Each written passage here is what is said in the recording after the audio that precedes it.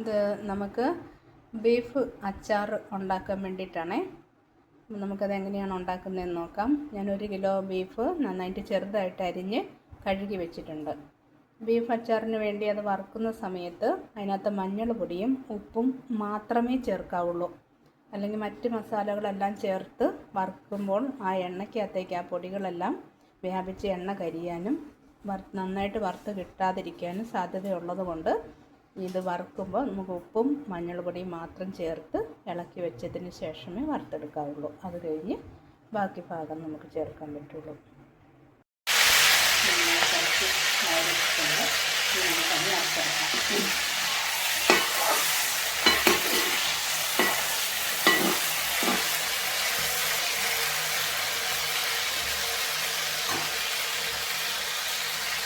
അപ്പോൾ നമ്മുടെ ഇറച്ചിയൊക്കെ പാകമായി വരുന്നുണ്ട്. നന്നായിട്ട് ഇത്രയൊന്നും മൂത്താൽ പോരെ, അത് നല്ല കരിവരാന്ന് മൂക്കണം കേട്ടോ. എന്നാലേ ആ വിനാഗിരിയൊക്കെ ഒഴിക്കുമ്പോൾ അത് ചേർന്ന് രുചികരമായിട്ട് വരുള്ളൂ. അല്ലെങ്കിൽ അതിനകത്ത് നമുക്ക് കടിച്ച മുറിയല്ലാത്ത പോലെ കിടക്കുക. നല്ല കരിവരാന്നത് മുരിച്ചെടുക്കണം. അടിച്ച് നുറുക്കുമ്പോഴും വളരെ ചെറുതായിട്ടേ നുറുക്കാവുള്ളൂ. അത് ഇച്ചിരി മുരിയാനുണ്ട്. ഓക്കെ, നമുക്ക് നന്നായിട്ട് മുരിഞ്ഞിട്ടുണ്ട്.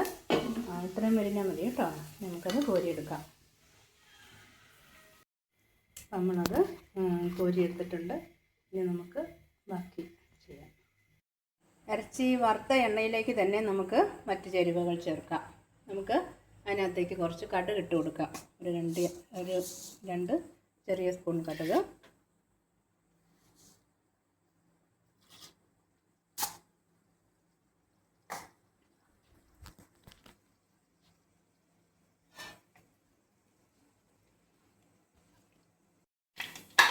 ഓക്കെ, നമ്മൾ കടുക് പൊട്ടി കഴിയാറായി. ഇനി നമുക്ക് അതിനകത്തേക്ക് നമ്മൾ കുറച്ച് ഇഞ്ചിയാണ് ചതച്ച് വെച്ചിരിക്കുന്നത്. അപ്പം കുറച്ച് ഇഞ്ചി ചതച്ചത് വേണം.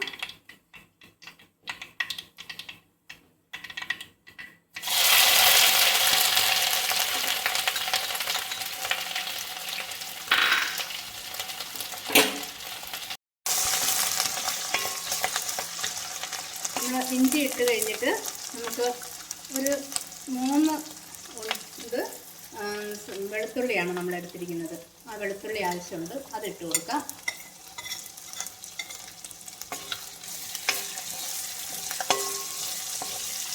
അതിനുശേഷം നമുക്ക് കുറച്ച് കറിവേപ്പില ആവശ്യമുണ്ട്. കുറച്ച് കൂടുതൽ കറിവേപ്പില ഇട്ടാലും കുഴപ്പമില്ല കേട്ടോ.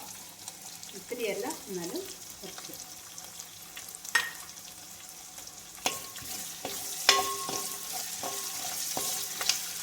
കുറച്ച് മൂക്കണം.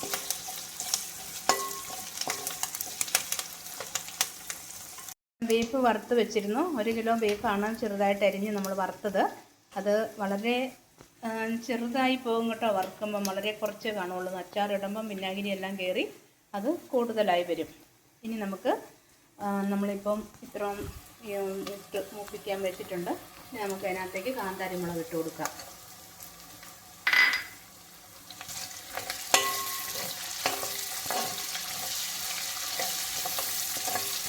വെളുത്തുള്ളിയൊക്കെ ഒരു കുറച്ചുകൂടി നോക്കണമേ. ആ കാന്താരിമുളക് ഇട്ട് കഴിഞ്ഞിട്ട് പിന്നെ നമുക്ക് ഒരല്പം ഒരു ചെറിയ സ്പൂണിന് കുറച്ച് മഞ്ഞൾ പൊടിയും കൂടി ഇട്ട് കൊടുക്കാം. മഞ്ഞൾ പൊടി ഇട്ടാണ് നമ്മൾ ഇറച്ചി വറുത്തത്, എന്നാലും കുറച്ച് മഞ്ഞൾ പൊടിയും കൂടി ആവശ്യമുണ്ട്. ഈ ഇറച്ചി ആയതുകൊണ്ട് 1/2 സ്പൂൺ കുരുമുളക് പൊടിയും കൂടി ഇടാം.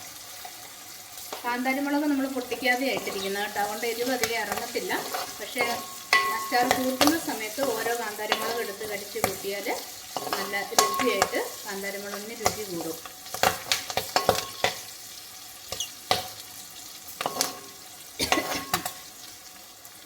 രണ്ട് സ്പൂൺ മുളക് പൊടിയാണ് എടുത്ത് വെച്ചിരിക്കുന്നത്. അതിട്ട് കൊടുത്ത് പെട്ടെന്ന് തന്നെ കരിഞ്ഞു പോകാതെ പെട്ടെന്ന് തന്നെ നമുക്ക് നിർത്തണം.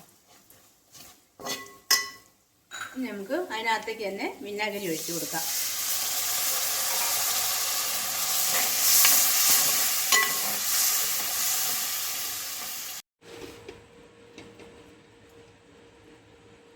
ഇനി നമ്മൾ ഇറച്ചി ഉപ്പും മഞ്ഞളും ഇട്ടാണ് വറുത്തത്.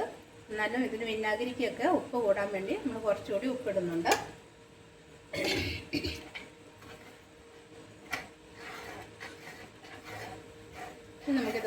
കഴിയുമ്പോൾ നമ്മൾ വറുത്ത ഇറച്ചി ഇട്ട് കൊടുക്കുന്നുണ്ട് കേട്ടോ. വറുത്ത ഇറച്ചി ഈ വിനാഗിരിയുടെ എണ്ണയുടെയും താഴെ കിടക്കണം. അവിടെ കിടന്നത് കുതിർന്ന് മേളിലാകും കുറച്ച് കഴിയുമ്പോൾ. അപ്പോൾ ഇത് നമുക്കിടാം.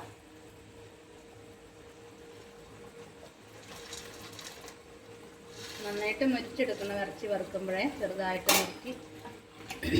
ഇത് അരമണിക്കൂറെങ്കിലും ഇങ്ങനെ ഒന്ന് തിളച്ച് കഴിഞ്ഞിട്ട് പിന്നെ അനങ്ങാതെ വെച്ചേക്കണം. കുറച്ച് കഴിഞ്ഞിട്ട് അത് പാകമാകുള്ളൂ കേട്ടോ. ഓക്കെ, നമ്മുടെ അച്ചാർ റെഡിയാണ്. നല്ല രുചിയുള്ള നല്ല ബീഫ് അച്ചാർ റെഡി. ഓക്കെ, നിങ്ങളും ഇതുപോലെ നോക്കുക.